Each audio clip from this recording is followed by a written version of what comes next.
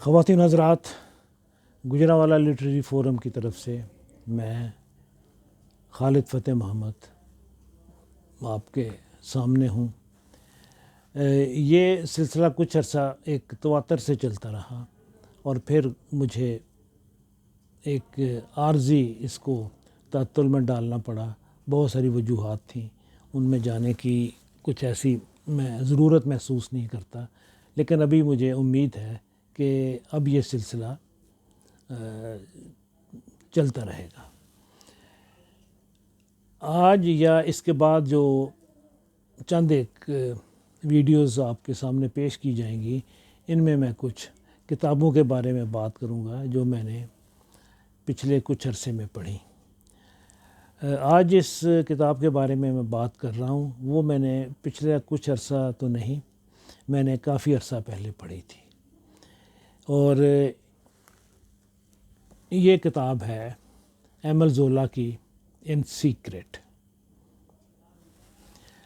کچھ فکشن نگار ان کی خاصیت کہہ لیں یا ایک ان کے اندر ایک احساس ہے کہ وہ اپنے ایک شہر کو جس میں انہوں نے زندگی گزاری ہے، اس کے بارے میں وہ جو بھی کہانی ہے وہ اپنی اس شہر میں یا اس شہر کو لوکیل بنا کر بیس کرتے ہیں۔ جیسے اورہان پامک ہے، وہ استنبول کے بارے میں ہمیشہ لکھتا ہے۔ بالزاک پیرس کے بارے میں لکھتا ہے۔ اسماعیل قادر البانیہ کے کیپٹل تیرانہ کے بارے میں لکھتا ہے۔ اسی طرح ایمل زولا، جس کی آج ہم کتاب پر ہم نے بات کرنی ہے، یہ بھی ان لوگوں میں سے ہے جو اپنے شہر کے بارے میں لکھتے ہیں، اور اس کا بھی شہر بالزاک کی طرح پیرس ہی ہے۔ ہمارے بھی کچھ لوگ ہیں، جیسے مستنصر حسین تارڑ ہے، انہوں نے مسلسل تو نہیں لکھا، لیکن لاہور ان کے ہاں بعض ناولز میں نمایاں ہے۔ اسی طرح اے حمید ہیں، وہ بھی لاہور کے بارے میں انہوں نے بھی لوکیل بنا کر چند ایک ناول لکھے ہیں جو دلچسپ ہیں۔ یہ ناول یا ایمل زولا ان لوگوں میں سے ہے جو اپنے شہر کو ہی پیش کرتے ہیں۔ ان سیکرٹ، جیسے میں نے پہلے بھی بتایا کہ میں نے چند سال پہلے پڑھا تھا، اور تب میں جب بھی کوئی کتاب خریدتا تھا تو میری کوشش ہوتی تھی کہ اسے فوراً پڑھ لیا جائے، اور میں نے اس کو پڑھ لیا۔ اور پھر دوسری جو میری خواندگی تھی، وہ میں نے بیچ میں سے جہاں مجھے محسوس ہوا کہ اس کو دوبارہ پڑھا جائے یہاں سے، وہ میں نے دوبارہ پڑھا، اور میں اس ناول کے بارے میں بھول گیا۔ غالباً 2 سال پہلے میرے ایک جاننے والے ہیں، انہوں نے یہ ناول پڑھا اس کے اوپر نیٹ کے اوپر کسی سائٹ سے، اور انہوں نے اس پر بات کی میرے ساتھ، تو انہیں اس کتاب کا نام نہیں یاد تھا۔ خیر، مجھے شک پڑا، اور میں بات کرتے کرتے میں اپنی چھوٹی سی اس طرف جو میری انگلش کا سیکشن ہے لائبریری کا، وہاں گیا، اور میں نے یہ کتاب نکالی، اور میں نے کہا کہ اس کا نام ان سیکرٹ ہے جو آپ کہانی بتا رہے ہیں۔ اچھا، بالزاک جو ہے یہ ایک جس کو بولتے ہیں ماسٹر سٹوری ٹیلر ہے۔ میں نے ایک دفعہ کہیں پڑھا، موپساں کا لکھا ہوا کوئی انٹرویو تھا، جس میں موپساں نے کہا کہ ہم نے افسانہ یا شارٹ سٹوری لکھنی اور پھر زولا کے پاس لے جانی، اور زولا نے پھر ایک فقرہ سننا، اس پر بات کرنی، یہ کیسے ہوا، یہ کیوں کر ہوا، یہ ایسے اگر ہو جائے تو پھر کیا ہے، یہ اگر ایسے نہ ہو تو پھر کیا ہے۔ چنانچہ تفصیل چلتے جانا یہاں تک کہ کہانی ابھی ختم نہیں ہوئی ہوتی تھی اور میں تھک جاتا تھا۔ تو جب زولا کو محسوس ہونا کہ یہ میرا شاگرد تھک گیا ہے تو اس نے کہنا کہ جاؤ ذرا باہر چکر لگاؤ. کہتے میں نے باہر چکر لگانا، جب تھوڑی دیر کے بعد جب واپس آنا تو اس نے مجھ سے پوچھنا کہاں گئے تھے، تو میں نے بتانا کہ میں فلاں سٹور پر سگریٹ لینے گیا تھا. اچھا وہ جو سیل پر جو تھا یا تھی اس نے کیا پہنا ہوا تھا، اور اس کے لباس کا رنگ کیا تھا. میں نے کہنا میں نے تو غور نہیں کیا. اس نے کہنا پھر واپس جاؤ دیکھ کر آؤ. چنانچہ ایمل زولا، جیسے میں نے کہا، ایک نہ صرف ایک ماسٹر سٹوری ٹیلر ہے، یہ ایک استاد بھی تھا. اور یہ جو کہانی ہے جو اس کتاب میں اس نے بیان کی، اس پر بعد میں ہالی ووڈ میں دو جو ہے نا پکچرز بنی، دو اس پر فلم بنے.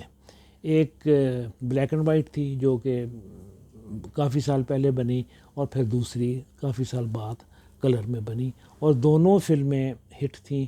اور اس پر جو میں جہاں تک مجھے یاد پڑتا ہے اس پر سٹیج ڈرامہ بھی ہوا جو کافی عرصہ چلا.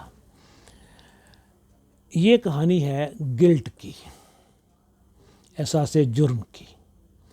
اور یہ کہانی تب لکھی گئی جب نفسیاتی ناولز اس طرح ابھی رائج نہیں تھے، اور یہ نفسیاتی ناولز کی جو آغاز کا دور تھا یہ اس دور کی کہانی ہے. اس میں ایک لڑکی کی شادی اس کی ایک رشتہ دار اپنے بیٹے کے ساتھ کر دیتی ہے، جو کہ ایک طرح سے ذہنی طور پر، جسمانی طور پر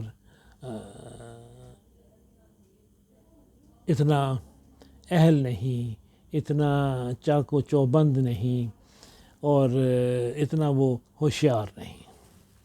یہ ایک جس کو بولتے ہیں کہ یہ ایک this was a love less marriage. یہ ایک ایسی شادی تھی جس میں کوئی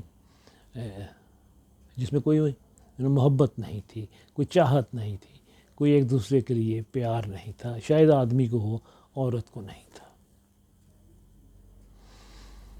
اچھا، ابھی میں ویسے کہانی سنانے میں جب کسی کتاب پر بات کرتا ہوں میں تفصیل سے کہانی سنانے میں یقین نہیں رکھتا، لیکن میں یہ کہانی اس لیے سنا رہا ہوں کہ یہ ایک اس دور میں جس دور میں یہ لکھا گیا یہ ایک رجحان ساز ناول تھا، ٹرینڈ سیٹر تھا. ویسے بھی بالزاک جو ہے اپنا زولا، یہ ویسے بھی ایک عہد ساز، رجحان ساز ایک فکشن رائٹر ہے. خیر، تو وہاں پر وہ جو لڑکی ہے وہ ایک کسی کے ساتھ اس کی آشنائی ہو جاتی ہے، اور پھر وہ مل کر اس کے خاوند کو مار دیتے ہیں. جب وہ مار دیتے ہیں دونوں کے درمیان، دونوں کے ضمیر میں ایک گلٹ پیدا ہوتا ہے، ایک احساس جرم جاگتا ہے، الگ الگ، اس کے اندر الگ ہے، اس کے اندر الگ ہے. سو پھر یہ ایک طویل تو نہیں، یہ چھوٹا ناول ہے، لیکن ایک طویل ہی ہے، ایک ذہنی کشمکش، ایک نفسیاتی جنگ، اور ایک دوسرے سے نفرت، یہ سارا کچھ پھر آگے بنتا ہے جو کہ اس ناول کا مواد ہے. میں نے اینا کرینا پر بات نہیں کی، میں نے بردرز کریمزوف پر بات نہیں کی، میں نے کرائم اینڈ پنشمنٹ پر بات نہیں کی. وہ اپنی جگہ پر سب بڑے ناول ہیں. یہ وہ ناول ہے جو کسی بھی طرح اپنے موضوع اور اپنے اختصار کی وجہ سے یہ کسی بھی بڑے ناول سے کم نہیں. یہ نہیں کہ میں کسی بھی طرح سے وار اینڈ پیس کو یا اینا کرینا کو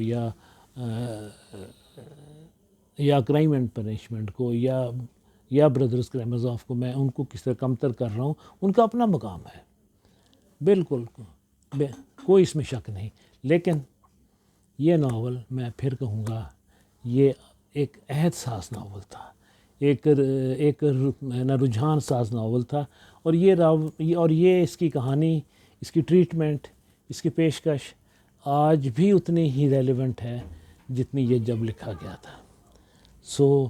خواتین و حضرات، آج ہم اسی پر بات کریں گے، اگلے پروگرام میں کسی اور کتاب پر، اس کے بعد کسی اور کتاب پر۔ ابھی شاید میں کچھ دن ایک آدھ اور انگریزی کے ناول پر بات کروں جو کہ یقیناً ترجمہ شدہ ہے، اور پھر میں اپنے اردو کے ناولس جو مجھے یا افسانے جو مجھے بھیجے گئے ہیں، میں ان پر بات کروں گا۔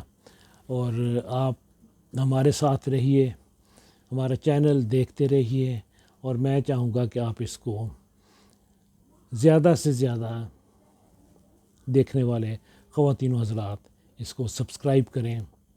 آپ سب خیریت سے رہیں، خوش رہیں، خدا حافظ۔